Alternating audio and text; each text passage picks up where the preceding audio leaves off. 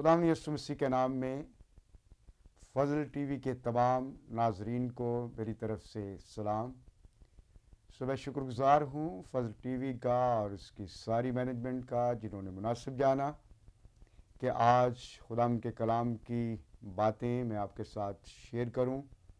अजीज़ों, आज good Friday के मौका पर मैं आपके साथ खुदावंद यीशु मसीह के सलीबी कलमात में से दूसरे कलमे पर खुदावंद के कलाम में से आपके साथ शेयर करूंगा और मेरा ईमान है कि आज कलाम की ये बातें आपके लिए, आपकी फैमिलीज़ के लिए बरकत का बाइस होंगी। मैं चाहूँगा कि एक रेफरेंस हम देखें। लूका रसूल की मार्फत लिखा गया इंजीली बयान और उसका 23वां बाब 39वीं आयत से 42वीं आयत तक हम पढ़ेंगे। यहाँ पर यूँ लिखा है, फिर जो बदकार सलीब पर लटकाए गए थे उनमें से एक उससे यूं ताना देने लगा, क्या तू मसीह नहीं? तू अपने आप को और हमको बचा। मगर दूसरे ने उसे झिड़क कर जवाब दिया, क्या तू खुदा से भी नहीं डरता? हालांकि उसी सज़ा में गिरफ्तार है और हमारी सज़ा तो वाजिबी है, क्योंकि हम अपने कामों का बदला पा रहे हैं, लेकिन इसने कोई बेजा काम नहीं किया। फिर उसने कहा, ए यीशु, जब तू अपनी बादशाही में आए तो मुझे याद करना। खुदाम की बरकत उसके कलाम के पढ़े और सुने जाने पर हो। अजीज़ों, खुदावंद यीशु मसीह का ये वादा कि तू आज ही मेरे साथ फिर दोस्त में होगा, ये सलीबी कलमात में से दूसरे नंबर पर आने वाला कलमा है और इसको नजात का कलमा भी कहा जाता है, और जिसमें खुदा की कामिल मोहब्बत का इजहार है, परफेक्ट लव का। हम यूं कह सकते हैं कि दूसरा कलमा जो है, it's an expression of God's love. खुदा की मोहब्बत का ये कामिल इजहार है। खुदा किसी वक्त किसी भी जगह पर जब कोई गुनाहगार शख्स उसकी तरफ रजू करता है, उसको मुआफ करता और उससे अपनी बादशाही में दाखिल करता है। और इस सलीबी कलमा में से चंद एक बातें हम देखेंगे।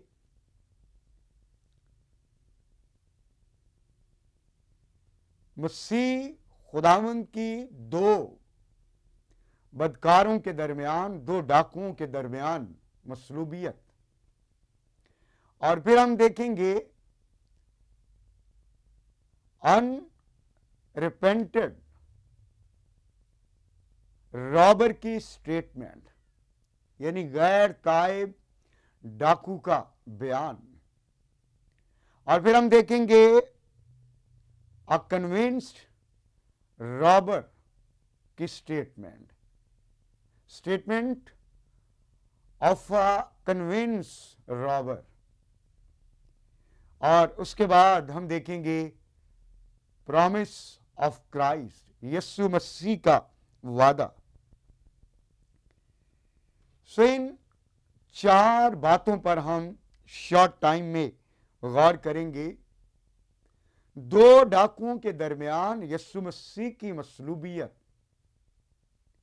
यह हादसाती नहीं, यह अचानक वाकया रूनुमा नहीं हुआ, बल्कि it's the fulfilment of prophecy, पुराने अहदनामा यशायाह की किताब उसका 53 बाब उसकी 12वीं आयत की ये तकमील है। यहां पर यूं लिखा है, वो खताकारों के साथ शुमार किया गया तो भी उसने बहुतों के गुनाह उठा लिए और खताकारों की शफात की। यशायाह मसीह की मसलूबियत से 700 साल पहले रूह की हदायत से प्रोफेसाई करता है कि मसीह खताकारों के दरमियान शुमार किया जाएगा। और इसकी पिक्चर जो है हम सलीब पर देख सकते हैं कि जब उसको मसलूब किया गया तो उसके दाहिने और बाएं दो डाकू जो हैं वो मौजूद हैं।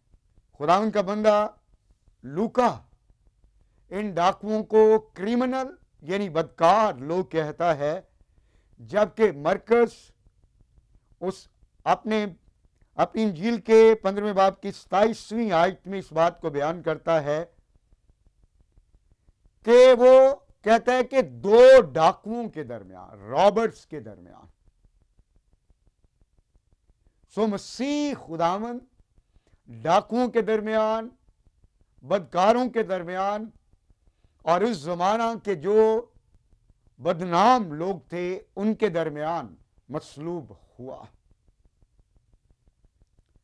और फिर पौलुस रसूल दूसरा कुरिन्थियों उसके 5वें बाब की 21वीं आयत में बयान करता है, जो गुनाह से वाकिफ ना था वो हमारे लिए गुनाह ठहरा। सो खुदावंद का बंदा यशायाह, खुदावंद का बंदा पौलुस रसूल इस बात को कंक्लूड करते हैं कि वो खताकार ना था, वो गुनाहगार ना था, वो गुनाह से वाकिफ ना था, बल्कि उसने यरूशलेम में खड़े होकर ये कहा कि तुम में से कौन है जो मुझ पर गुनाह साबित कर सकता है। उस वक्त के हाकिम ने उसके बारे में कहा, मैं इसमें कोई गुनाह नहीं पाता, इसे ले जाओ। सो वो गुनाहगार ना था, गुनाह से वाकिफ ना था, लेकिन तो भी गुनाहगारों के दरमियान, खताकारों के दरमियान शुमार किया गया। लेकिन ये सब कुछ हमारे लिए हुआ ताकि वो हमारे गुनाहों को अपने ऊपर ले ले, ताकि हम गुनाह के एतबार से मरकर जिंदगी के एतबार से जी उठें। उसने हमारे गुनाहों को, हमारी खताओं को, हमारी लानतों को अपने ऊपर ले लिया ताकि अपनी रास्तबाजी को हमें दे दे। सो पहली बात कि वो गुनाहगारों के साथ, खताकारों के साथ शुमार किया गया हमारी खातिर, हमारे लिए। और फिर दूसरी बात, हम इस पैसेज में जो अनकन्विंस्ड रॉबर है उसकी स्टेटमेंट पर गौर करते हैं। सो ये दो डाकू जो हैं बुनियादी तौर पर दो ग्रोहों की नुमाइंदगी करते हैं। पहला ग्रोह जो है वो एक अनकन्विंस्ड रॉबर को पेश करता है जो सब कुछ जानता है। और उसकी स्टेटमेंट क्या है, जब हम 39वीं आयत पढ़ते हैं, फिर जो बदकार सलीब पर लटकाए गए थे उनमें से एक उसे यूं ताना देने लगा कि क्या तू मसीह नहीं, तू अपने आप को और हमको बचा। इसने सलीब पर लिखा हुआ जो कुतबा है उसको भी पढ़ा है कि ये यहूदियों का बादशाह है। यीशु मसीह की खिदमत, मौजज़ात, शिफा के कामों के बारे में, 5,000 को 5 रोटियों 2 मछलियों से सैर करना, मुर्दों को जिंदा करना। सो यीशु के इन सारे कामों से ये वाकिफ है, जानता है, सुन रखा है। इसलिए वो ये कहता है कि क्या तू मसीह नहीं? इट मीन्स कि वो जानता है कि तू मसीह है, लेकिन तो भी सिर्फ अपनी रहाई के लिए, अपनी आजादी के लिए, अपनी शिफा के लिए उसका जो फेथ या उसका नॉलेज है वो सेल्फ सेंटर्ड है, सेल्फिशनेस का शिकार है। सो इसलिए वो मसीह के कामों को महज अपने मकासद के लिए, मसीह के मौजज़ात और मसीह की कुदरत को महज अपने मकासद के लिए इस्तेमाल होता हुआ देखना चाहता है। वो अपनी स्पिरिट के लिए, अपनी सोल के लिए फिक्रमंद नहीं है, बल्कि खुदावंद पर क्रिटिसाइज करता है, लानतान करता है। और इसका एटीट्यूड जो है वो एक कंप्लेनिंग है, शिकायत करने वाले शख्स की तरह का है कि क्या तू मसीह नहीं?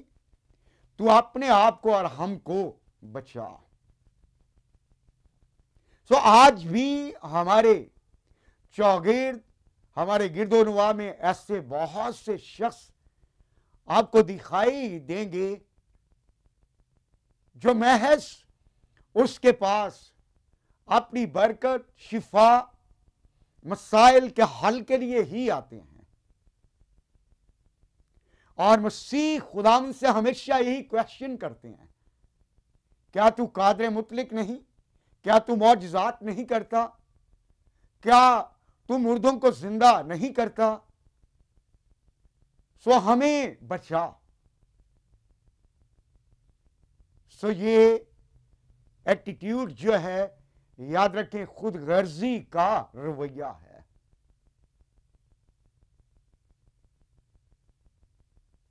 सो खुदावन ने ऐसे शख्स को कोई जवाब नहीं दिया। और उसके बाद जो सेकंड रॉबर है, जिसको हम कन्विंस्ड रॉबर भी कहेंगे, उसकी स्टेटमेंट बिल्कुल डिफरेंट है। जब हम 40वीं आयत से पढ़ते हैं, मगर दूसरे ने उसे झिड़क का जवाब दिया, क्या तू खुदा से भी नहीं डरता, हालांकि उसी सजा में गिरफ्तार है, और हमारी सजा तो वाजिबी है क्योंकि अपने कामों का बदला पा रहे हैं, लेकिन इसने कोई बेजा काम नहीं किया।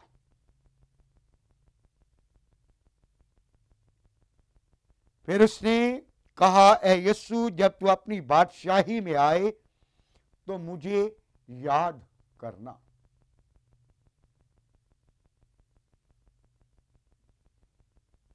सो ये शख्स जो है कन्विंस्ड है। पहले डाकू ने भी यीशु मसीह के बारे में सुन रखा है, लेकिन उसके ईमान की डायरेक्शन जो है वो डिफरेंट है। उसका रवैया क्रिटिसिज्म का है, लानतान का है, कंप्लेनिंग का है। लेकिन इस शख्स का रवैया बिल्कुल डिफरेंट है।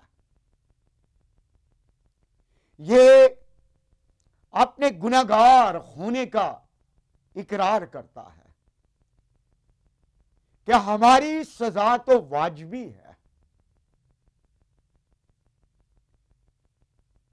और फिर उसने खुदावंद यीशु मसीह की मासूमियत, उसके बेगुनाह, उसके रास्त होने, उसकी रास्तबाजी का इकरार किया है।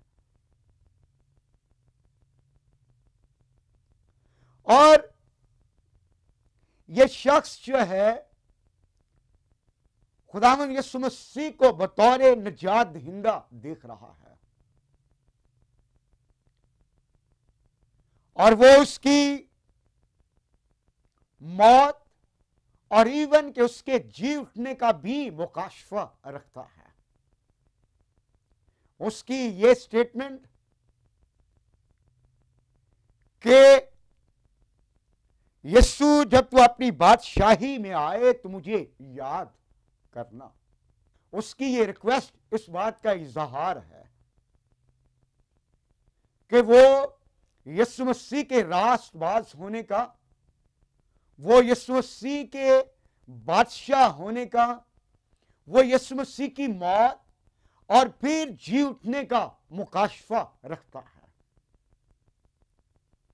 और इवन के वो इस बात का मुकाशफा रखता है कि अगरचे ये इस वक्त मसलूब है और कुछ देर के बाद ये मर जाएगा, लेकिन वो इस बात का रेवलेशन रखता है कि ये जी उठेगा।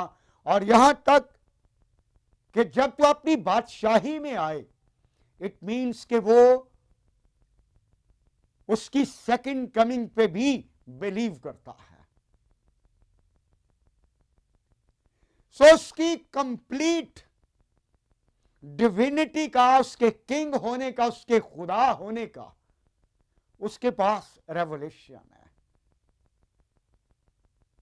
इसलिए उसने ये कहा कि यीशु जब तू अपनी बादशाही में आए तो मुझे याद करना।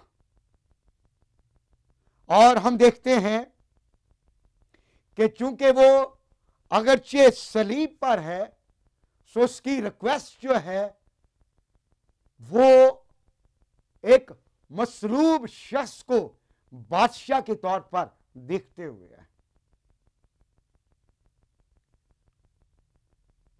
और वो उसको किंग के तौर पर, बादशाह के तौर पर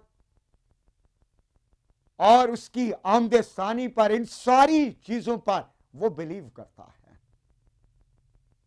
और जब उसने इस बात की रिक्वेस्ट की है तो फिर यीशु ने उससे कहा 43वीं आयत में, उसने उससे कहा मैं तुझसे सच कहता हूं कि आज ही तू मेरे साथ फिरदौस में होगा। उसने कहा कि तू आज ही मेरे साथ फिरदौस में होगा। इंग्लिश में है it's true, amen, I guarantee you, मैं इस बात की तुझे गारंटी देता हूं कि तू आज ही मेरे साथ फिरदौस में होगा। और ये खुदावंद यीशु मसीह का क्रॉस पर से एक रॉयल बयान था, रॉयल स्टेटमेंट थी। और एक राइटर ने इसको यूं बयान किया, क्या companionship which began on the cross will be continue in heaven। और उसने कहा कि तू आज ही मेरे साथ फिरदौस में होगा, इससे पहले कि यह दिन इख्तिताम पजीर हो। इस दिन के एक्सपायर होने से पहले तू आज ही मेरे साथ फिरदौस में होगा। और पैराडाइज लफ्ज जो है उर्दू में हम फिरदौस, जो कि पर्शियन वर्ड है और जिसको हम मुकाशफा किताब उसके दूसरे बाब की 7वीं आयत में भी पढ़ते हैं, यस्सु ने वहां पर वादा किया, जो गालिब आए मैं उसे जिंदगी के दरख्त में से जो खुदा के फिरदौस में है खाने को दूंगा। और फिरदौस से मुराद अ गार्डन ऑफ प्लेयर, फिरदौस से मुराद a place of happiness and joy. So फिरदौस से मुराद a blessed place in the world which is full of flowers, fountain, trees. So एक ऐसी जगह जो फूलों से, सरसब्ज दरख्तों से और चश्मों से भरी हुई जगह हो। और जो पर्शियन किंग थे उनके पैलेस के साथ एक ऐसी जगह होती थी जहां पर सिर्फ और सिर्फ बादशाह, शहजादे और शहजादियां जो हैं वो अपने इंतहाई करीबी फ्रेंड्स को लेकर जाते थे। सो यीशु मसीह का ये वादा कि तू आज ही मेरे साथ फिरदौस में होगा, इस बात का इजहार था कि you are my close friend. तूने मेरी कुदरत का, तूने मेरी शख्सियत का, तूने मेरी डेथ, मेरे किंग होने, लॉर्ड होने, मेरी रेजरेक्शन का रेवलेशन रिसीव किया है और मुझे रिसीव किया है और अपने गुनहगार होने का इकरार किया। इसलिए मैं इस बात का वादा करता हूं कि तू आज ही मेरे साथ फिरदौस में होगा। अजीजों, ये कलमा और यीशु मसीह का ये बयान, यीशु मसीह का ये वादा आज भी आपको इस बात के लिए कॉल करता है कि अगर आज तक आपने उसको अपनी जिंदगी में कबूल नहीं किया, अगर सलीब पर मरता हुआ डाकू जो है वो इस बात का इकरार करने से कि तू नजात दहिंदा, तू बादशाह, तू जो है मेरा किंग है, मेरा मुनज्जी, मेरा नजात दहिंदा है, सो वो अगर नजात पा सकता है, सो याद रखें अगर आज हम भी उससे अपनी जिंदगियां दें, अपने दिल का दरवाजा खोलें, उससे किंग और नजात दहिंदा के तौर पर अपनी जिंदगी में कबूल करें, तो वो आज आपको भी नजात देने के लिए तैयार है। खुदावंद इस कलाम के वसीला से आप सबको बरकत दे।